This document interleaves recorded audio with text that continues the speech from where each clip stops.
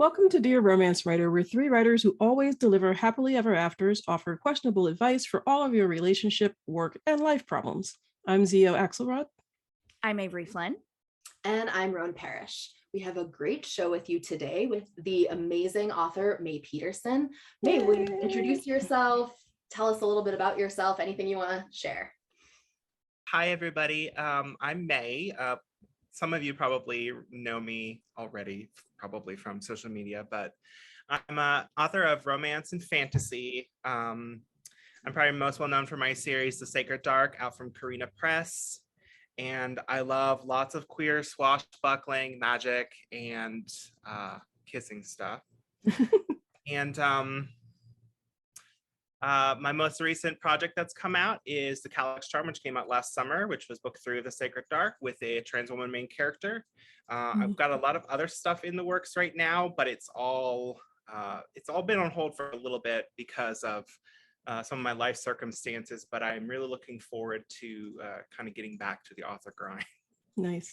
Just to make that less mysterious, I've been homeless for a while, so as soon as I get a home, hopefully it'll be a lot easier to kind of continue with all that. But I'm really excited to be aboard, and hopefully my advice is not too bad. It won't be any more questionable than ours. Yeah. So you're solid there. You're absolutely solid there. Okay. So I'm gonna be the person that does the thing and gets distracted because that's what happens. You said queer and you said swashbuckling, which made me think of Our Flag Means Death. And yes, I was just who else has been watching. I just started watching it. That's what I want to chit chat. Oh my God, Roan, you have to watch it.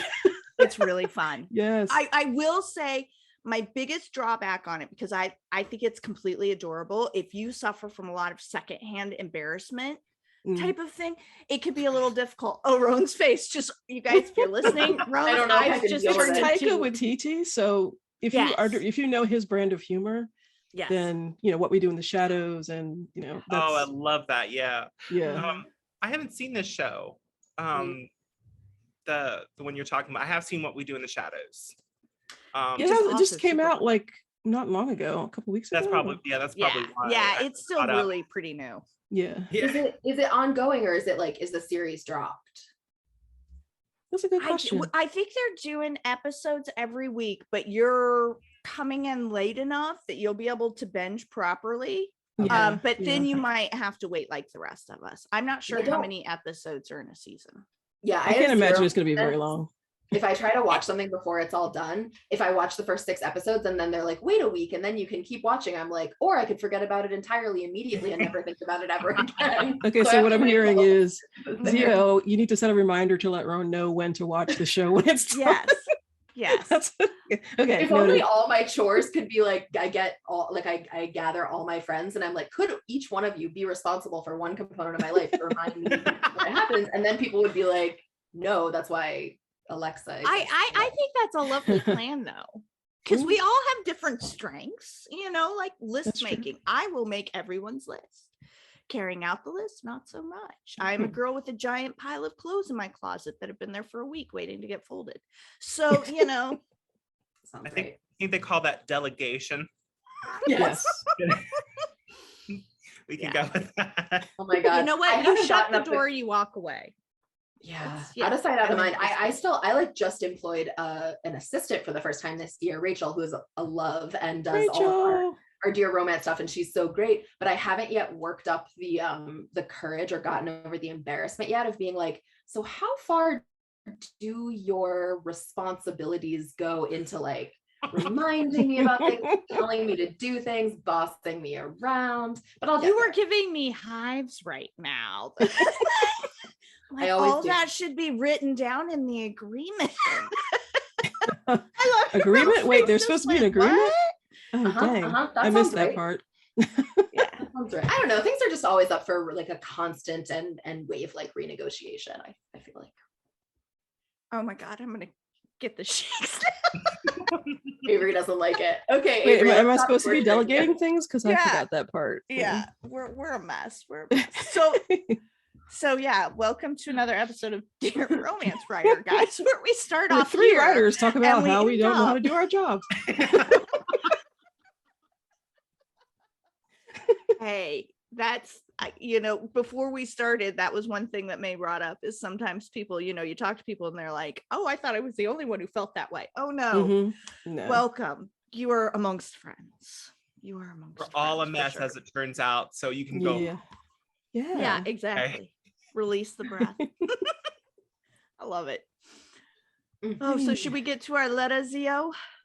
Yes, and I'm going to try my hardest not to sing.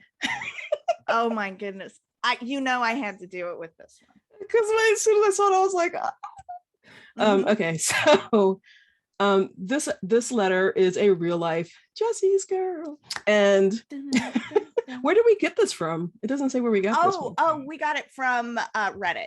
Okay, I think it was their dating advice one. This podcast had made me download Reddit, which I had refused to do for a million years. So this is what happens. You start with Dear Romance Writer and then you're on Reddit. So sorry. It's a whole Reddit is consistently for me. It's like a hell and a heaven, like in one where like there are some things on Reddit that are such a total nightmare that you're like, you'll never go back on Reddit. And then there are some things on Reddit where you're like, a supportive and inclusive community I never knew I needed on Reddit. Like there are some subreddits that are they're amazing. So yeah. It's like TikTok. You go down one channel and you're like, oh gosh, how did I get here? All right, so this one is a good one though. And it seems to be a common theme this week in some of the like Am I the Assholes and stuff that I've seen. It says, I'm 32 male, my wife is 28, and her best friend, quote unquote, Luke, is 30. She's known him since they were kids, and she's always made it clear their relationship has always been platonic. I don't care about my wife having male friends, and me and Luke have always gotten along. He's our oldest son's godfather. This weekend we had a get together. Late in the night, a few of us were sitting out on the deck. My wife and some of her girlfriends were doing something inside, and the topic of Luke's last girlfriend came up. He said that he liked her, but didn't think the relationship was going to last long term. Someone asked him what he was looking for in a woman, and he proceeded to describe my wife. From physical attributes, dark hair, blue eyes, petite, to personality attributes, easygoing, bilingual, athletic, even down to her profession. He says he wants a girl who, quote, either works with kids or in the health field because I want her to be nurturing, end quote. My wife is a pediatric nurse. Now I'm wondering if he has feelings for my wife, obviously something that would make me uncomfortable. But since I know my wife would never do anything to disrespect our marriage, is there even a point of speaking to him about it? Yeah. Yeah. This is a lot. Okay. I will say this. I will say that I think the way that the husband is handling this is actually pretty mature. He's like, this isn't a big deal. This isn't a big deal. Is this even worth bringing up? Right. So he's trying to figure out, basically, he's trying to talk through and figure out, is this a me problem? Is this a Luke problem? Is this a problem that reaches that level that I have to say something to my wife about it? And so that's, sort of the first reaction I have. The second reaction I have is as a romance writer who's like, oh my goodness, let's get a nice polyamorous relationship going here. Everybody's happy. Let's so how do you feel about Luke, sir? Yeah, I know. I'm like, so let's walk through this, babe. But anyway, so that's kind of, yeah. So basically I'm both impressed and not helpful is kind of where we're at here. So somebody else have something. Yeah, well, on this tip of like he's asking, is it worth bringing up? I think it's so strange that he's like, is this not a problem or is it worth bringing up? As if the only things that you would ever talk to your partner about is if there was like a problem that was about to destroy your marriage. Whereas I'm like, that's a really good point. No, I think that's so funny. It's like, it doesn't sound to me like a problem, or at least not a problem for the letter writer, but also I'm like, yeah, probably you should talk about things that you're thinking and feeling with your partner, just kind of like as a matter of course. And I think it's funny that that's the distinction is he's like, I would only bring it up to her if we were about to, like the Titanic's heading toward the iceberg. And it's like, well, maybe bring it up so it doesn't become a problem. Well, I think the fear there, because I've been in, not in this situation, but seen the situation, the fear is that if you bring it up, you're opening up a door to something that may not have been even a possibility in the wife's mind. So if you say, hey, Luke's been talking about someone who sounds just like you that he's looking for, and she, giving her the idea like, oh, Luke is looking for someone who's just, you know what I mean? So like, it could be an insecurity manifesting itself in that way, where he doesn't even want to like put it on the table, because then it puts the idea, it might put the idea in her mind that there's another option. Well, or you could go the other side of it. If they've been friends forever and he's like, okay, number one, if Luke has a thing for her, I highly doubt she doesn't at least know it a on little some bit, level. realize it, and Right. just, says we're going this way for our friendship, and we know this is all it's going to be, so it doesn't matter.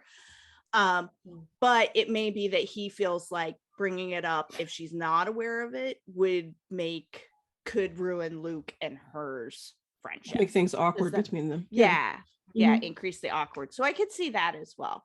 Yeah, for sure. Yeah, it sounds to me like this is someone who is asking himself, should I let sleeping dogs lie? Like, yes, because even if he doesn't think that there's something that could come up that would destroy a relationship, there's a tendency to be sort of thinking, is this a battle worth picking? Because if I pick it, and maybe I do this all the time, where I think, is it me that's the problem because I'm overthinking it or something like that? Yeah. But I also ultimately I agree with Rowan saying, more or less, that if something feels like it's worth bringing up, it probably is. And so I think one way you can look at it is, you don't necessarily have to go to your friend and be like, hey, you hitting on my wife. You could also just talk about it. And because I think one thing that could be happening is the friend could just be like, I've seen this happen in certain relationships where someone will be very open about saying, your significant other, I really wish I got there first, and I want someone like them. And I think that can definitely be weird, but I don't know, sometimes it's not that weird. And so it might be one of those things where he's sort of decided that, where it's like, as it so happens, we have the same tastes in women, and sometimes I wish I got there first, or something like that, which they might be able to talk about, and it's not awkward, Right. Yeah. But if he's afraid to bring it up, then clearly that's not something that's come up before as like that's what I was curious about, because if they've been friends since they were kids, did they date at some point? Was there any sort of romantic interest there? Is that what he's afraid of, like resurfacing? Or is it one of those things where they're super, super close and I love everything about you, but I can't think of you naked kind of thing? You know what I mean? Like you're just, you know what I mean? Like I love everything about her, but there's something that didn't click romantically, but I want someone just like her that will click romantically, that Luke is saying. It could just be that, because if they've been friends since they were kids, you get confused as a kid. Sometimes your hormones start going crazy and you don't know what's happening, and you have this cute little friend. Wait, that stops when you become an adult? I love that. I would like for my hormones to stop running me sometimes. Yes. Right. Well, and it could be like lots of people, the qualities that you would admire in a friend might be the same ones that you would admire in a significant other. And I think that like the qualities that this person describes, the girlfriend's friend or wife's friend, like those are pretty not like average. They're a non-specific quality. I think there are a ton of people out there who want someone who's like nurturing and warm and I think it was the bilingual, athletic, works in the same field thing. Like, I think it was the really specific bilingual stuff. And athletic. Well, he said he wanted them to be easygoing, bilingual, athletic, dark hair, blue eyes, petite. Like everything was pretty much her. I think I blacked out while you read that part. Okay. Okay. Well, here's one thing I wonder. I wonder what profession Luke is in, because if Luke is in a similar thing, a similar profession, he may be looking for somebody who's got those types of things. And if one of the things that the wife and Luke enjoy doing together and have always done since childhood is going hiking or something, I don't know, I'm not athletic. So maybe that is like where he's like, these are the things that I enjoy, so I would like my partner to enjoy it too. So yes, I could see. Here's what it also makes me think of. So coming from a marriage where we are very political opposites, it's really hilarious how sometimes Jack and I will read the exact same thing and come away with completely different meanings, right? And so you've got to wonder too how much perspective and personal bias comes into, well, hey, you're talking about, my wife or somebody so exactly like my wife. Because if I were to say, these exact same qualities, it may not mean the wife. So yeah, I think it's what we bring to the table, as we know as writers, because that happens with readers all the time. So no, true. And I have to think that if the wife had any inkling that there was something else going on with Luke, she wouldn't have agreed to have him be their kid's godfather. Godfather. Because that's a pretty close relation. When you establish a relationship like that, that's a lot of responsibility and stuff. So I think it kind of wonders too on what he's afraid of, or it kind of depends on what he's afraid of, is what I meant. Like, is he afraid? He says, like, I trust my wife not to do anything that would hurt me. Maybe he's afraid that he could be afraid maybe my friend would, but it could also just be the fact that it's like, this is a part of him that's saying, what if I'm not enough for my wife? What if she's never going to act on that? But it's just like, now it's a sore spot, you know what I mean? And he doesn't necessarily think that the marriage is going to fall apart, but there's just a sense of, I wonder if she ever thinks maybe she wishes she got to him first or something like that. Yeah. And that's just kind of how emotions work, right? Is we don't necessarily have a concrete thing we think is going to happen. There's just a sense of, I don't like how this feels. And I think that might explain it, but for sure. Yeah, and it's true. Like, I mean, I definitely, my girlfriend and I were friends first, and she actually was dating someone else, and I fell in love with her, and I was like, well, she has a partner, so I'm shit out of luck. That's fine. I can like tamp it down. I can be friends. I would never, so like, it's cool. And then, I got really lucky and it turned out she liked me too, and it's all fine now. But I feel like there was a moment in that friendship. Has anyone ever called you Luke? I just need to know. I can't disclose that information on a radio. All right, legit. They might have done.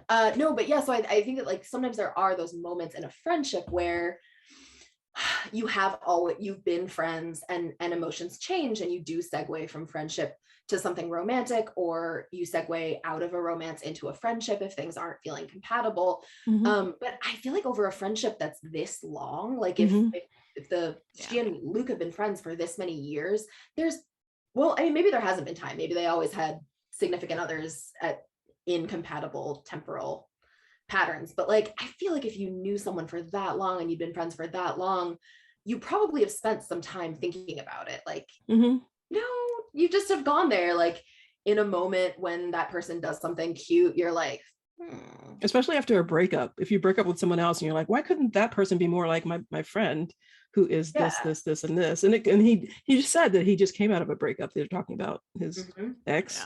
And so he's thinking, she wasn't what I wanted, Right. So it could have just been a moment of him thinking, I wish I had someone that was really compatible with me. And here's this friend that I have, and not even thinking like, oh, I'm talking about my friend's wife that's sitting right here. Right. You know what I mean? He could have just been responding to the question in the moment. Luke could just be that really weird, awkward friend who says the thing that he says it nicely, but says it in the wrong way, and as that friend, most of the time I can identify with that, where you say the wrong thing, not meaning to. So, okay. So what's your advice for hubby?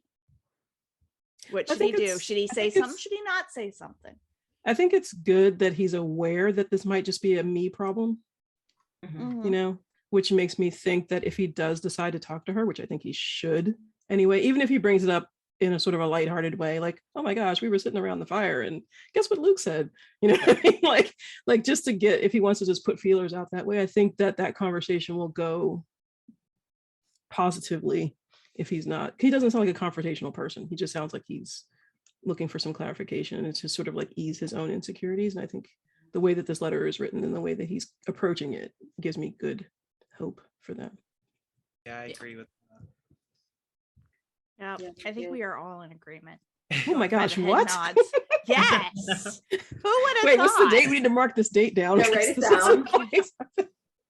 March 31st. No kidding. Yeah, no, I agree. I think he absolutely should say something, but not from a place of like, I'm concerned that you're gonna leave me or cheat on me. But like this, it's also funny to me. I mean, I know people are just so different, but I wonder, I don't know, I'm a little bit wondering if this is a heterosexual thing. Like if I had been at a party or a bonfire with my girlfriend and that had happened, like within 15 seconds I would have been like, did you hear what so-and-so said? She's totally in love with you. Like it's obvious. I know, I've said it before, I'll say it again, it's just obvious. And then she would have been like, fine, you were right, and it would have been done.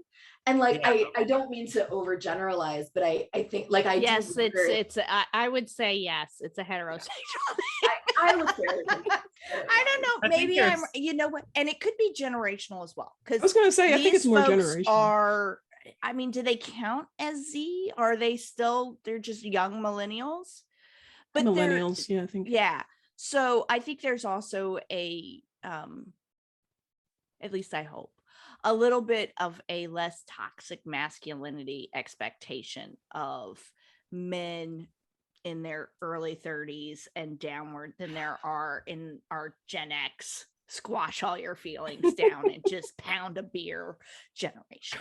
So that's kind of where I'm going.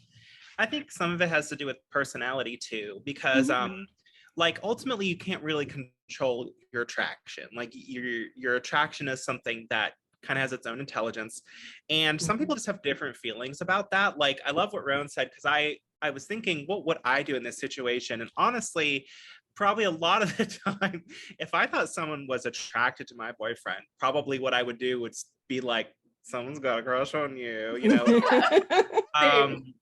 And probably it'd be even like, because I just have a different, like, I guess, attitude toward where the lines are in like monogamy or something like that. And but then there are times when I would have been absurdly jealous too. It just depends on the situation. And so I would think that what probably he needs to do, what the letter writer really needs to do, is just think about, how are you really feeling about this? What is the emotion that this is coming from? Is it insecurity? Is it jealousy? And then definitely talk to both the friend and his wife about how he feels. And like, if he ends up realizing, yeah, I have a kind of almost a sense of doubt or frailty or you know, feelings of inferiority maybe about his relationship with his wife, that's something that's definitely worth talking about with her. And I think one of the best pieces of advice I've ever been given has been, talk about your feelings with people instead of something that would bring it to an accusation, and say like, this is how this is for me, I want you to know that, rather than saying you're doing this or you might do this, so you need to reassure me, or, you know, something like that. And I think that's probably the way to go for him, is think about why this matters to you, which there's no wrong answer, right? And then make that clear to these people so that you can be continuing with the relationship. Like, relationships are about communication. So yeah, for sure. That's part of it. I do wonder if this has ever come up before, like when they started dating. Like, she's had this friend for almost her entire life. Did the question ever come like, oh, you guys never dated? You guys were never, didn't you go to prom together? You know what I mean? Like, nothing like that ever came up before. And if it had, is that where this is coming from? You know? Yeah. It's interesting. I agree with you. I think talking. And I would also, you know, I agree with May in saying something to Luke, and not saying something like, hey man, what were you thinking saying that? Right. But again, come to it from a feeling point. Hey, this kind of maybe a little uncomfortable. So here you go. And that I think might be, you know, seeking more information. And again, it could be that Luke's like, oh yeah, I've been in love with her since we were 6 years old and she gave me her ABC gum, you know. Or it could be that he's like, oh my God, yeah, exactly. It's always the ABC gum. But it is, you know, it could be, hey, I want somebody like that, but never her, you know, like we don't know where that is. So I think there's a lot of assumption in here at that point. But yeah. Talk it out, OP. Talk it out. Definitely. And I agree with all of you. And I think I know I've said many times on this podcast that I love what used to be the Dear Prudence podcast and is now Danny Lavery's new podcast, Feelings. Oh gosh. Anyway, I feel like his formulation for starting these conversations that I want to steal and suggest to this letter writer is he always says like, one way to talk about your feelings is to talk about your feelings about your feelings. So you could say something like, I was actually really surprised to find that I keep thinking about this thing. I don't know if it's like because I'm jealous or because I'm feeling insecure or because we felt disconnected lately, but this is what Luke said at the fire. And for some reason, it's just like really stuck in my head. And I wonder if we could chat about it because I think that it would help me. Yeah. And I find that formulation so that's useful a great because, formulation. right? Because sometimes there are things like it's hard to say, I'm really mad about this thing, but I find it a little easier to be like, I'm so surprised, but I'm having such anger right now. And I'm like, I don't know where it's coming from. Because then I feel like it's a collaborative model. It's like you involve the other person in like collaboratively trying to figure out your own feelings and their own feelings by association. So yeah, I feel like I would sit her down and say like, this thing came up at the fire the other day. Maybe I didn't think that much of it at the time, but it's kind of stayed with me. And I've been wondering whether I should bring it up with you. I didn't want to because I didn't want to create a problem if there's something going on, or I didn't want to make you feel like I was accusing you or your friend of anything, but like, it's still with me. Can we talk about it? Because I want to get over it. And that's like so non-threatening. It's so, like I said, collaborative, and it gives your partner a chance to maybe be like, I noticed that too. And I didn't want to bring it up because we've had this long relationship, but like, that did make me feel a little bit weird or icky. Or maybe she'll be like, oh my gosh, he's always saying things like that. Of course he wants someone like me because we're best friends, but we're like siblings. We have no sexual whatever. Like, yeah. So that would be my mode. Yeah, I like that a lot. I do too. I think that's kind of inviting the other person into your emotional world and being like, will you help me with this, rather than, the kind of making somebody on the defensive. Yeah. Oh, I love that. I like it. Wow. And we only broke into song once. And I think that's and we stayed within fair use. Yeah. And I think it was no offense to the rest of you, but the right person amongst us to actually do the singing. All right. Oh my gosh, I used to love that song when I was a kid. Oh, so I grew up with a single mom, and that was my like secret fantasy, was that my mom would either marry Tom Selleck, aka Magnum PI, or my grandmother loved him. Oh Rick God. Springfield. Those were the two. Those were my picks for my mom. I had great taste, still do. Okay. So my child just got home from school. So of course the dogs are going to go crazy right as I'm about to launch into our chat topic, because that's the way it works. So I'll just throw this out there and then mute myself. We want to talk about, since we just had asking our listeners to tell us their best advice they ever got, wanted to flip that around and ask you guys, what is the worst advice you've gotten, whether it's about life or writing, or, why it's a bad idea to have, an entire pack of dogs in your house. So somebody start while I mute myself. And May, I feel like you should start, because you started chatting about it before we even started recording, and we were like, yes. I'm actually trying to think about some of the worst advice I've been given in terms of like life advice. And I suddenly realized I got to pick something, because there's kind of a lot. But in terms of writing advice, there was one I was thinking about. What I was thinking about was how there is a lot of writing advice that can be really good. There's something to it, but it also can mess you up. Like it depends on the writer sometimes, but some of these writing truisms kind of get turned into like sort of a meme, and people repeat it a lot, and you get a lot of, like, I've read so many writing books where there'll just be so much justifying of this is how this is an absolute rule. And like, a good example for me, this is a fantastic example, is show don't tell. And I definitely think there is something very valuable in the core of that advice. As someone who's worked with a lot of different writers in different stages of work, and, as a writer myself, I definitely think there can be a thing that happens. I want to say maybe with newer writers, that might be an unnecessary specification, where a writer needs to learn to kind of figure out the degree of detail that they need in the story. And so they might be kind of over summarizing or not zooming in enough, is kind of how I like to put it. And so showing here instead of telling is like, figure out where you need to zoom in the most, and then figure out where, but the other side of that is you do need to tell as well, which means sometimes you need to zoom out.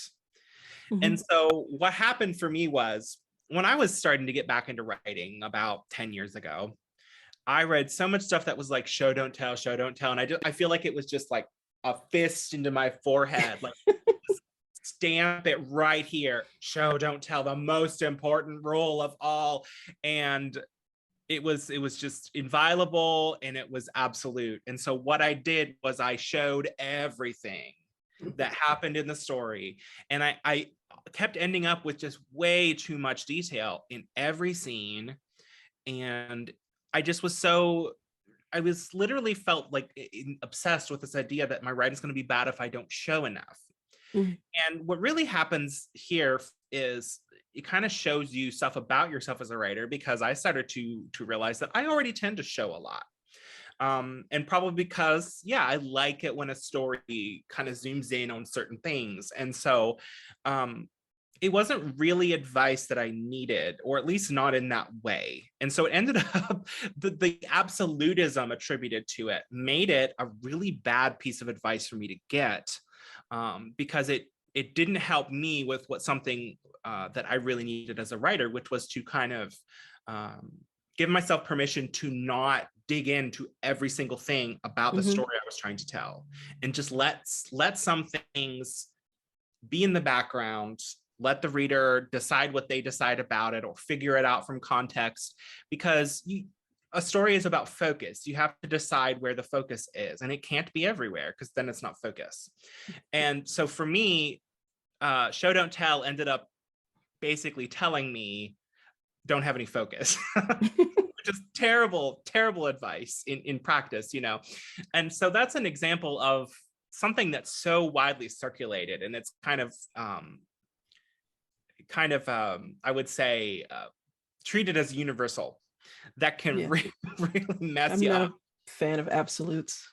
Exactly. So any want to do the opposite.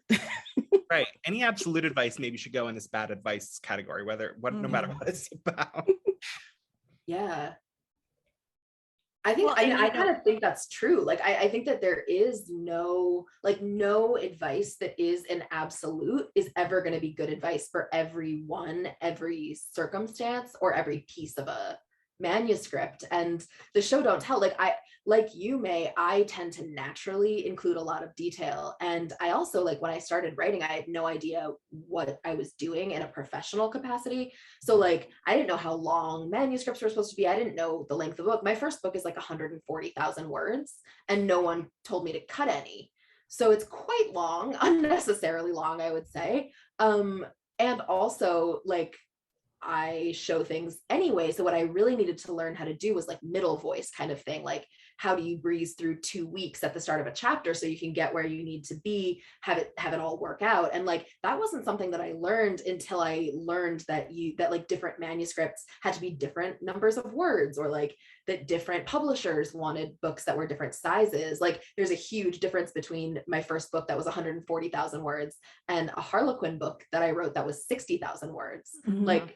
They're two completely different animals. So yeah, I feel like any of those pieces of advice that encompass every single manuscript, every author, or every piece of a book, I'm usually pretty suspicious of. Even seemingly innocuous advice, write every day, can throw people into an anxiety-induced tailspin if they don't write every day. I think what works for you works for you. I think those bits of advice can be guidelines. Try to write every day, and if you don't write, do something else related to writing, do some research, look up book covers that you want your book to have, whatever. But I think for a lot of people, myself included, some of those pressures that we get from our writing community can just seem really overwhelming at times, especially when you're under the gun, when you're on a deadline or whatever, and you're oh, I have to do this thing, oh my gosh, what, you start to panic. It's not at least I do.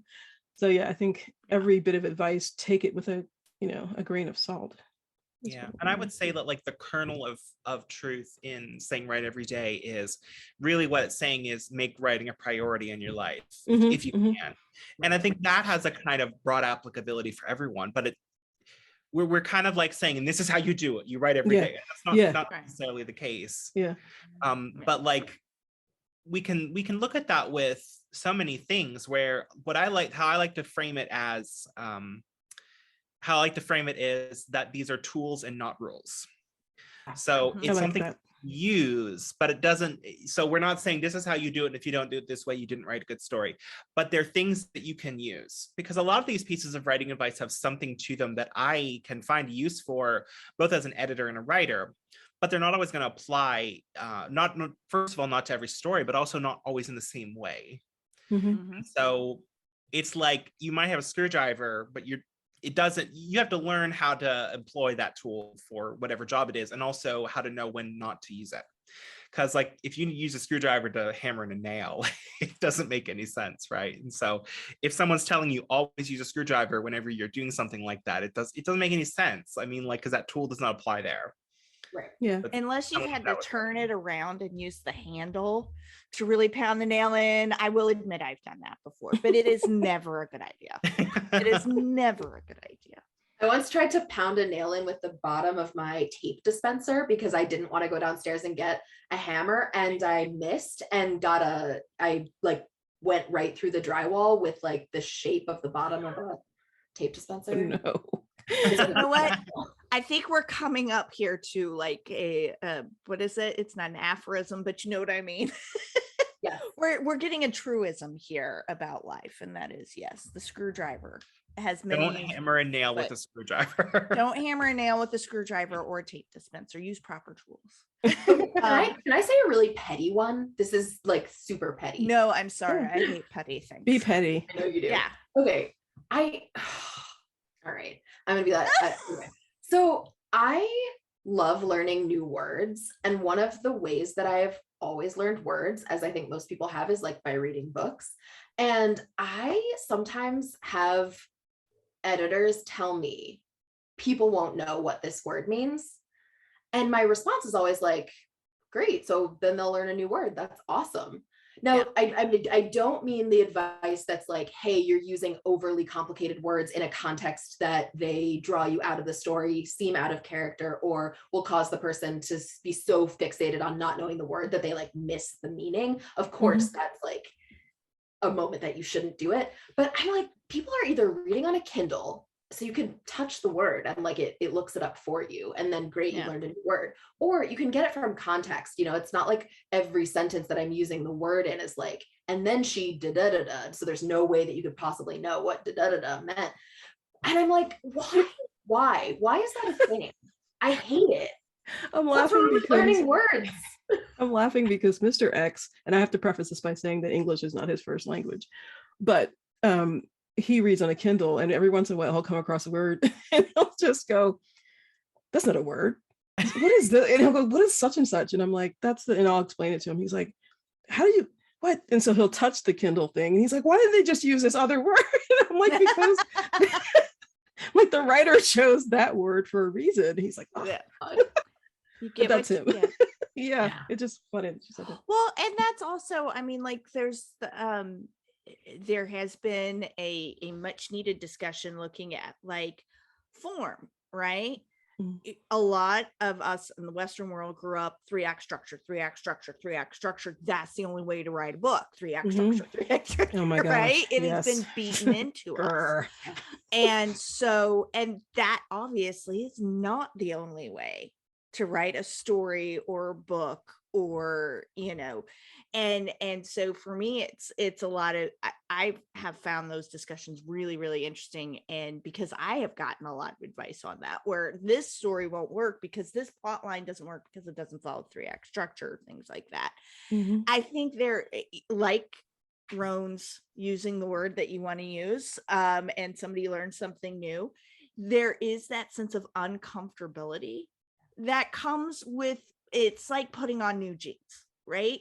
New jeans are uncomfortable every time, at least for me. Right? They're scratchy. They're not worn in yet. You know, you really got to suck your gut in to fasten it, and then it just still doesn't fit right, and it's just feels weird. But then, you know, by the end of the day, you're good.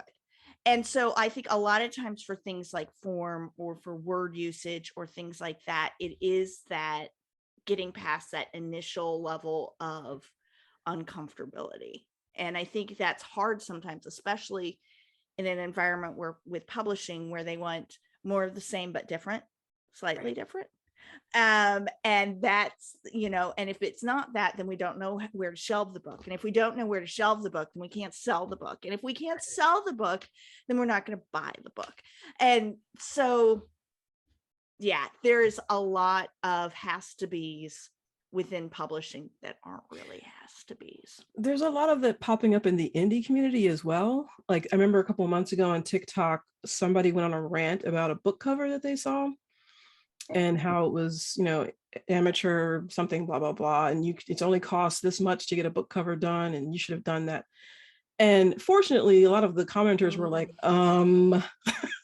not everybody can go out and spend even $30 on a book cover. So you're gatekeeping because this person couldn't afford to get a book cover. Or the same thing with editors. Like you have to have an editor, and you need a developmental editor, and you need a proofreader, and you need this, and you know, like not everybody has a couple grand laying around to splash out on editors and book covers and stuff, but they have a book that they want to get out there. And there are plenty of tools that they can use to get that book as clean as possible to get it out there. So I think advice like that really, really pisses me off when I see it. And I try to like not jump on every thread, but like, let me just say it here. Stop gatekeeping the indie community, please. Like, you know, people will improve. They'll find out what they need to do on this first book or their second book or whatever. If something's wrong, they'll figure that out and they'll get better on the next book. Like, don't tell them to stop writing because they can't afford an editor or a cover or whatever. Or tell people the only way to sell the book is to invest X thousands of dollars and just this sip and my that coffee. and the other thing. I wish this was tea. I know. It's you provide the tea. Yeah, and nothing I don't often rant, but when I do. And everybody's success is different. Yes. You know, everybody's definition of success is different. Everybody's actuality of success is different. And just because you may have financial success doesn't mean that everything is like easy pickings. I remember the eye-opening for me on that was sitting with a group of authors that I admired greatly, who all were like super successes to me. And I was like, oh my God, I can't even believe it was one of those moments where you're like, I can't even believe I'm in the room, you know? Yeah. And I'm sitting there, and this multi-best-selling New York Times, USA Today, Wall Street Journal, so many books out there, right? And she broke down crying because her book sales not only paid like her mortgage, but she helped support this family member and that family member and this and that. And she's like, so if I don't hit lists, she's like, I can't support the people that I love. And she's like, so that's why that's important for me. And I'm like, I had never even considered that, because I think sometimes we get caught up in our own journey that we don't see that sometimes what we consider the finish line is just a curve. Finish line's always moving. Yeah. And so that's really interesting. And so that's another reason why I get so frustrated with the it has to be this way advice from anyone, is because there's a million factors involved in all of that. It's weird. All right, who's got the worst life advice? So I'm dying to know. Somebody had to have given you guys bad advice. Bad life advice. Mine was don't move across country for a man. And I did it anyway. Really? 22 years later, I'm still stuck with him, you know? But I will tell you, I realized this weekend that it was a good choice, because he went to Men's Warehouse and bought some suits, and it's right next door to Barnes and Noble. And he just looked at me because we went together because we're old. And so that was our date. And so he's like, just go to Barnes and Noble. You'll be happier. And I'm like, oh, my guy. So wait, who gave you the advice not to move cross country for a man? It was a friend. And again, I personally think that's really smart advice, not to, stake your entire life and happiness on somebody else. That's usually pretty good advice. In this situation, though, again, because absolutes really most often absolutely suck. You have in this case, it was not the right advice. Although I could have, not done it, and then Lord knows who I'd be. It was a whole, switching doors or elevators or whatever that horrible Gwyneth Paltrow movie was. Oh, sliding doors. Yeah. There we go. Thank you. You never know what happens. I have to be honest, I cannot think of a single piece of like truly terrible life advice I've gotten, because I think I just like the second someone says something that's bad advice, I stop listening and instantly delete it from my mind to make space for like 90s song lyrics, facts about animals, other such random factoids. Well, and vocabulary. Well, so I used to work as a standardized patient. After I left academia, I worked as a standardized. What is a standardized patient? A standardized patient is someone who pretends to be a patient visiting a doctor in order to like teach medical students or residents. I didn't realize that's what the name was. Okay. Yeah. So it's called standardized patient because often the job is to like be the same with every person who comes in. So you give every doctor like the same opportunity, the same stimuli to respond to, right? So that you can compare. Do they know? Yeah, they know that you're not a real patient. So it's not like a secret shopper. And it's not like they don't do like. That's what I thought. Right. Too. It's not like they're doing like tooth extractions or prostate exams. Right, it's like taking a history and like, right. Yeah, like stomach exams. It's all. I was thinking like secret shopper, like you go in and like, and they don't know that you're the standardized patient. Yeah. I'm like, no, I'm dying. No, it's really, I used to really enjoy it. It was fun because it's like you get to create a character and then it's just kind of like acting. Also, this has nothing to do with anything, but I once had a very young man who was the exercise was like taking a medical history. And when he was trying to ask me something and he kept saying, "Are you having any problems down there?" And I was like foot trouble, ankle trouble. And he was like, I love you for that. Thank you. And he was just getting like more and more upset and confused. And he's like, I guess I mean like women's problems. And I was like, oh, like hormone issues and like menstruation. He was trying every way of not saying it. And this poor guy, like when it was time for the feedback, I was like, dude, if you can't say vagina, you shouldn't be a doctor. And he was like, I know, I'm so sorry. I just Anyway, not the point. What was the point? Bad advice. Bad advice. Yes. Oh, yes. You ignore bad advice. I ignore bad advice. Okay, thank you. Sorry, I'm like having an ADHD day, like for real. So almost all the standardized patients were retirees because it's like the kind of job that sometimes people will get because you can do it for like a couple hours a week if you wanted to. You don't have to do full time. And so I was for the first time like the youngest person in the room. So I was in my early 30s and a lot of these people were like 65, 70, and they would just give me advice constantly, like as if I were a child. And I remember so clearly just like learning to turn off my ears because there were especially these like what you really want to do is yeah, exactly. And I just remember someone like once, anyway, not the point, but anyway, cut this all out. No way. No, I'm leaving it all in. Oh, I don't listen to bad advice is my life point. Advice. Yeah. I think the worst life advice I've gotten, and it's been so many people that I can't even begin to count or remember who they all were, but it was always something like, don't choose the creative path. So like whatever retail or corporate job I had, and I would decide to leave, especially my last corporate job, I was like, okay, I'm leaving. And I got so much like, what? But salary and health benefits. And I was like, yeah, but it's killing me. I'm crying at work. Like I shouldn't be doing this. Like, why? A sign. That's a sign, And it was like, I have time that I can figure out what I want to do. And then I fell into, the thing that I wanted to do. And then I fell into another thing that I didn't know I wanted to do, which is this, writing. So like, yeah, but people are always terrified.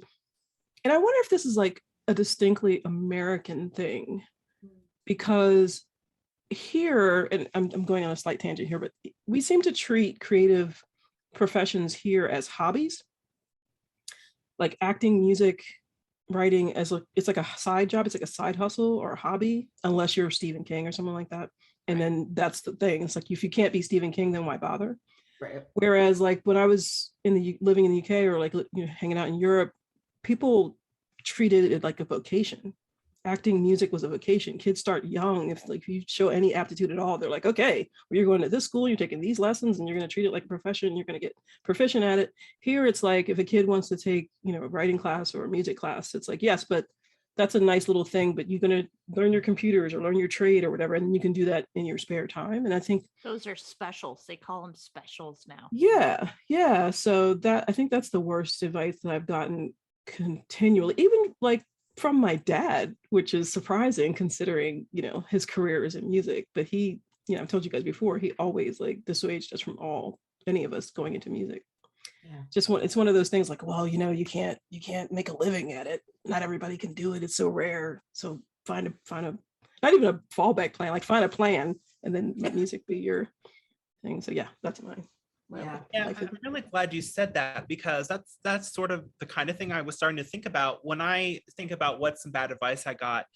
My mind goes in the direction of what I end up thinking really is about norms that there are in society. And it's like, I'm not sure if I want to call that advice, because I wanted to say like, this might kind of, I mean, it's kind of make it a joke, but it might take a little hose on the topic and make it a little too much of a downer. Because my first wanted to say, really the worst advice I ever got was, you're a man.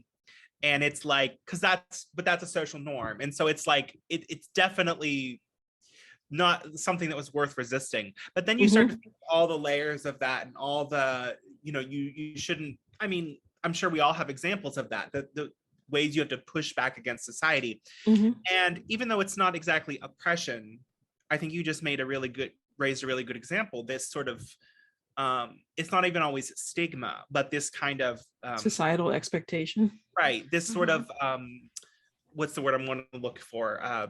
Devaluing of, for example, a creative field. And like one of those pieces of advice is you're never going to make it as a writer. It's not practical. It's not something you should put energy into. And it's like, I'm really glad I have.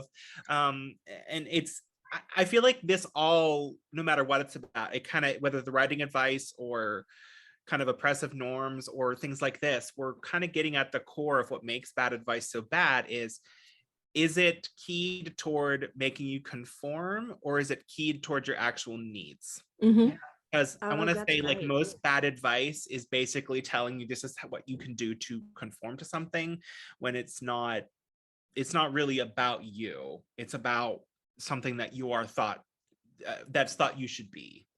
Or it's sometimes about the advice giver. Right. Yeah. I've had quite a few people who've been like, don't pursue this creative path because I didn't. Right. I could have done that too, but I didn't. I did this thing that was more practical. Like they're justifying it to themselves. Yeah. It's like, I'm not you. You know. Yeah. What's that adage? Like, don't take life advice from someone whose life you wouldn't want. You know, and I think that's great, because I mean, definitely now that, of course, you all are bringing this up, I'm realizing like, oh yeah, tons of people told me like, hey, maybe don't leave and like pack all your stuff into a car and move to New Orleans where you don't know anyone and like do a thing, or don't leave academia after you got a PhD and never use it and go be a standardized patient and then write romance novels, or like all these things. And I'm like, cool, but all that like all of those pieces of advice were always from people who I was like, well, I mean, all the things that you seem to have gained from following this path that you're advising me on are not things that I value. So like, your stability is worth less to me than my freedom. Your capitulation is worth less to me than my investigation. Like, all of these are things that I think that what I was trying to say earlier, like my knee-jerk dismissal of those things, I think that's such a great way to put it, is like the worst advice, or the advice to dismiss, to me is always the advice that's like a tool of forcing conformity, as opposed to an evaluation of like, what's your life? What are your goals? What are your values? And what can you do to lean into them and like have a life that's aligned with them, as opposed to a life that's aligned with these like capital S societal expectations. Yeah, that's such a and that comes down to really knowing yourself, right? Understanding who you are, what you want, what you value, what your goals are, what you know, where you may be going, so that you really can sort of take that advice and put it through the sieve of who you are and what you want and everything. Because what may be really bad advice for me could be great advice for somebody else. I mean, honestly, you know, and what you may see as capitulation, somebody else may see as finding my community, right? So there's all of these weird things and they get intertwined in that. So that's kind of, it's always so important to that. I think one thing that advice givers, at least in my experience, forget to do is check their privilege when they give advice, because they start talking about you should do this or that, especially when it comes to like financial situations, like, you know, you hate your job, leave it. Well, not everybody can do that, you know, or, you know what I mean? Or you don't like where you are, move. Like not everybody can do that. You know what I mean? So I think that a lot of people write every day. If you're write every day, jobs down, you can't, you're not doing that. Yeah. Or hire an editor. You know what I mean? Like there's a lot of self-examination I think advice givers should do before they dole out life-changing advice like that. Yeah. Well, golly, I don't want to interrupt us. That was fun. Any final? Yeah. Are we done? Do we have final thoughts? Should we go into the chorus of Jessie's Girl now? Yeah. I think that's what we do. It's dance party. It will be stuck in my head. Dance party.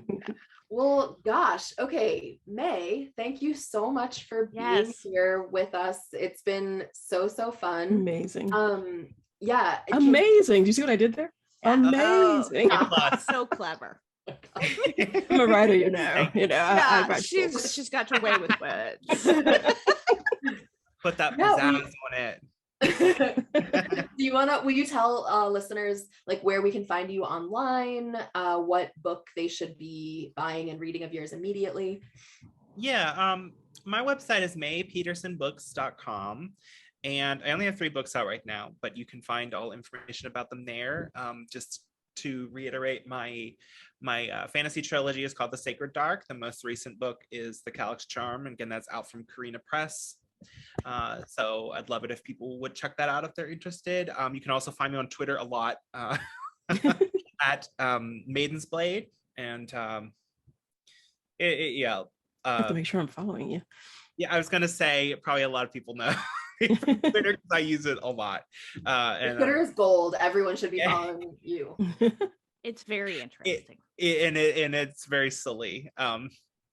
When things are good, like obviously a lot of crap goes down on Twitter where it's like suddenly we're all watching a train explode. But when things are a little bit better, my Twitter is very silly. So that's fun for you. You can follow me there. Nice. Yeah, I mean, and of course you can sign up for my newsletter if you go to my website. And I have hopefully soon have lots of cool romance and fantasy stuff coming out once I get myself in order a little bit. But, awesome. Yeah. Very cool. Awesome. We love having you. For hanging out with us. Yeah, it was a real pleasure. And yeah, it was a lot of fun. Yay. For listeners, yes, go check out maypeterson.com and we'll have links on our website. We really hope that you have enjoyed this episode, and you listeners should send us letters because we like trolling Reddit as much as the next person does. So we would love to get more letters from you. So you can check us out at dearromancewriter.com. We have like a handy dandy little form that's anonymous. You can send us your problem and we will never know it was you. Or you can hit us up on any of the socials, just like DM us a question or whatever. That's great. We would love to hear from you. And we hope that you will check back in with us next week for some more questionable advice from this trio of happily ever after authors. Thanks so much. Bye, y'all.